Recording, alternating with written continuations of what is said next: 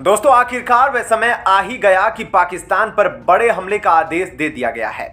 आपको बता दें कि अब भारत पीओके को वापस लेने के लिए जैसे ही आगे बढ़ा तो पूरा विश्व दो भागों में बंट गया है। एक भारत के पक्ष वाले देश तो दूसरे हैं भारत के विपक्ष वाले देश, यानी कि पाकिस्तान का साथ देने वाले देश। सबसे दिलचस्प बात यह है कि मात्र 3 देश ही है जो पाकिस्तान का साथ दे रहे हैं। दोस्तों उसमें सबसे पहला देश है चीन, जिससे आप सभी वाकिफ है, और दूसरा देश है तुर्की, और तीसरा देश है, जी हाँ, उसका नाम जानकर आप खुद हैरान रह जाएंगे। आपको बता दें कि तीसरा देश सऊदी अरब है, जो भारत की मदद कर रहा है और पाकिस्तान की भी मदद कर रहा है। वह पाकिस्तान की सिर्फ इसलिए मदद कर रहा है क्योंकि वह एक मुस्लिम राष्ट्र है और सऊदी अरब मुस्लिमों का गढ़ है, इसे आप सभी वाकिफ है। आपको बता दें कि पाकिस्तान पर हमले का जैसे ही आदेश दिया गया, मानो पूरी दुनिया में जैसे बिगुल बज गया और पीएम मोदी की दोस्ती के लिए कई बड़े बड़े देशों ने, नेताओं ने अपनी सहमति ट्विटर के जरिए जताई है।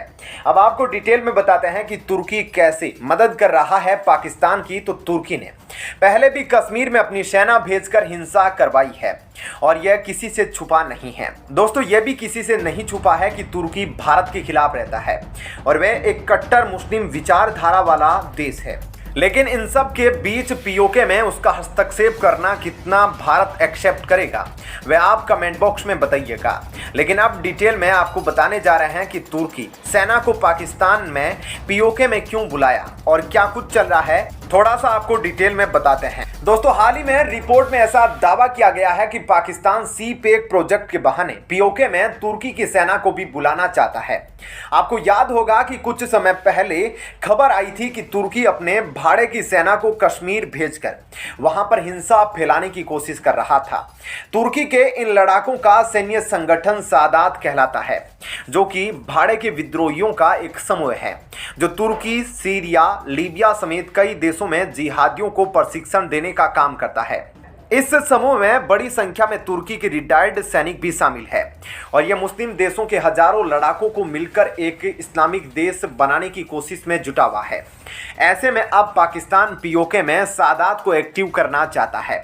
दरअसल पाकिस्तान ने तुर्की को इस्लामिक संगठन का खलीफा बनाने का फैसला किया है और इसके लिए वह समय समय पर तुर्की से कुछ ना कुछ लेने की कोशिश करता रहता है। कुछ समय पहले ही पाकिस्तान ने इस्लामिक प्रोपेगेंडा के लिए तुर्की और मलेशिया के साथ मिलकर एक प्रोपेगेंडा मशीन बनाने की घोषणा की थी, जो पूरी तरीके से नाकामयाब रही थी। लेकिन अब पीओके मुद्दे पर पाकिस्तान चाहता है कि पीओके से होकर जाने वाला चाइना का सी पैक प्रोजेक्ट में तुर्की की भागीदारी भी हो, यानी कि तुर्की के सैनिक भी पीओके में आ जाए। दरअसल सी पैक के नाम पर पाकिस्तान चीन से अब तक पैसे लेता रहा, लेकिन सी पैक की बढ़ोतरी और सुरक्षा दोनों को लेकर ही चीन पाकिस्तान से नाराज है, जबकि पाकिस्तान को पीओके पर भारत के कब्जे का डर सता रहा है। इसलिए पाकिस्तान चाहता है कि चीन उसकी मदद करता रहे और तुर्की के सैनिक भी पीओके में सी पैक की सुरक्षा के लिए तैयार रहे। इसलिए सी पैक प्रोजेक्ट में अब चीन और पाकिस्तान के साथ पाकिस्तान चाहता है कि तुर्की भी उसकी मदद कर अपने सैनिक भेजे ताकि पीओके की सुरक्षा सुनिश्चित की जाए। ऐसे में अब जल्द ही पाकिस्तान की मदद करने के लिए तुर्की की सेना पीओके में तैनात होने वाली है।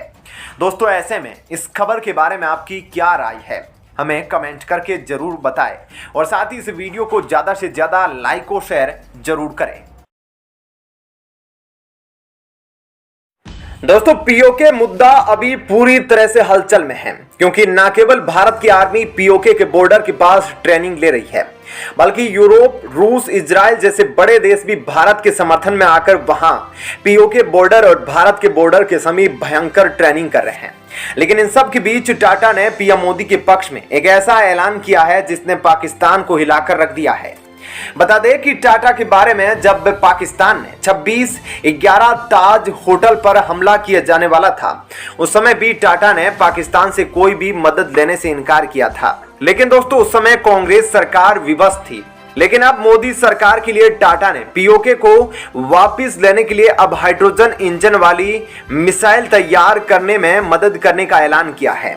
बता दें कि टाटा हमेशा से भारत को शक्तिशाली देश बनाने के लिए वह एक कदम भी पीछे नहीं हटता और वह अब ऐसे हथियार बनाने के लिए मोदी सरकार के समर्थन में आगे बढ़ा है जो किसी भी देश के पास नहीं है। हाइड्रोजन इंजन वाली मिसाइलें जो इतनी खतरनाक हो सकती है वह किसी भी परमाणु बम हथियार से कम नहीं होगी। और भारत ने तो यहां तक दावा किया है कि पूरे विश्व में वे तब तक परमाणु हथियार नहीं उठाएगा जब तक दूसरा देश उस पर इस तरह का कोई वार नहीं करता हो। और इसलिए अब हाइड्रोजन इंजन वाला हथियार बनाने के लिए भारत आगे बढ़ रहा है ताकि परमाणु नहीं तो हाइड्रोजन ही सही और इससे हमला कर सके।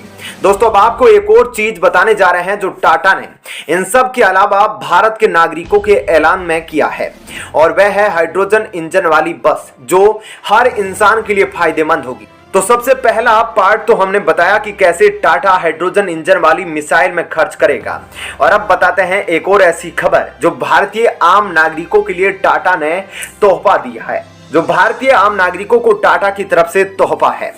दोस्तों आपको याद होगा कि कुछ साल पहले 2013 में टाटा की पहली हाइड्रोजन बस का टेस्ट रन भारत में किया गया था, लेकिन उस वक्त ना तो इस टेक्नोलॉजी का कमर्शियलाइजेशन हुआ था और ना ही सरकार की तरफ से हाइड्रोजन फ्यूल एंड टेक्नोलॉजी के लिए कोई खास मदद मिली थी। 2013 में इस बस की डेवलपमेंट के लिए टाटा के साथ इसरो ने हाथ मिलाया था, जिनकी फ्यूल एंड टेक्नोलॉजी का इस्तेमाल इस बस में किया गया था। आज लगभग 10,000 हाइड्रोजन फ्यूल को लेकर टाटा की तरफ से एक बहुत बड़ी अपडेट सामने आ रही है, क्योंकि अब हाइड्रोजन पावर व्हीकल्स को जोरों शोरों से डीजल से रिप्लेस करने का काम किया जा रहा है। इसलिए पूर्ण रूप से स्वदेशी हाइड्रोजन टाटा की बसों के कमर्शियल प्रोडक्शन होने के पूरे आसार बन चुके हैं। हाल ही की रिपोर्ट के अनुसार यूएस बेस्ड कम्युनिस और टाटा ने hydrogen based power train develop करने के लिए एक एग्रीमेंट साइन किया है। यूजुअली फ्यूल सेल्स का इस्तेमाल करके बिजली डेवलप की जाती है और इस बिजली से इन बसों की मोटर्स को ताकत मिलती है, जबकि कमिंस और टाटा इस टेक्नोलॉजी से अलग hydrogen BS combustion engine develop करने के बारे में विचार कर रहे हैं। और इस नई टेक्नोलॉजी में डायरेक्ट हाइड्रोजन को जलाकर ही एनर्जी जनरेट की जा सकती है। और टाटा के लिए हाइड्रोजन बस का कॉन्सेप्ट बिल्कुल भी नया नहीं है, क्योंकि Tata already Indian oil corporation limited को 15 हाइड्रोजन पावर बस सप्लाई करने वाला है। और इन एयरबेसेस में इसरो द्वारा डेवलप टेक्नोलॉजी का इस्तेमाल नहीं होगा, बल्कि इसमें कनाडा बेल्ट ब्लाड पावर द्वारा डेवलप फ्यूल सेल से पावर जनरेट की जाएगी। बस इसका ट्रायल रन 2023 के आखिरी में या फिर 2024 की शुरुआत में करेगी। और अगर यह सब कुछ ठीक रहा तो आगे आने वाले समय में हाइड्रोजन बस का एक और बड़ा टेंडर टाटा को मिल सकता है। आपको बता दें कि भारत इस टेक्नोलॉजी को अभी अपना रहा है, लेकिन चाइना अभी इस टेक्नोलॉजी में पहले से ही पूरी दुनिया में काफी आगे हैं। और चाइना में 3,500 से भी ज्यादा हाइड्रोजन बस का इस्तेमाल शुरू हो चुका है। ऐसे में भारत में हाइड्रोजन बस इसका विस्तार हो यह जरूरी है। और चाइना में 3,500 से ज्यादा हाइड्रोजन बस का इस्तेमाल शुरू हो चुका है। ऐसे में भारत में हाइड्रोजन बस इसका विस्तार धीरे धीरे शुरू हो रहा है, लेकिन 2024 तक इनका ट्रायल रन पूरा होने के बाद यह काफी तेजी से इसकी मैन्युफैक्चरिंग और इस्तेमाल होना तय है। ऐसे में आपका इस खबर पर क्या कहना है कमेंट सेक्शन में जरूर बताएं। धन्यवाद।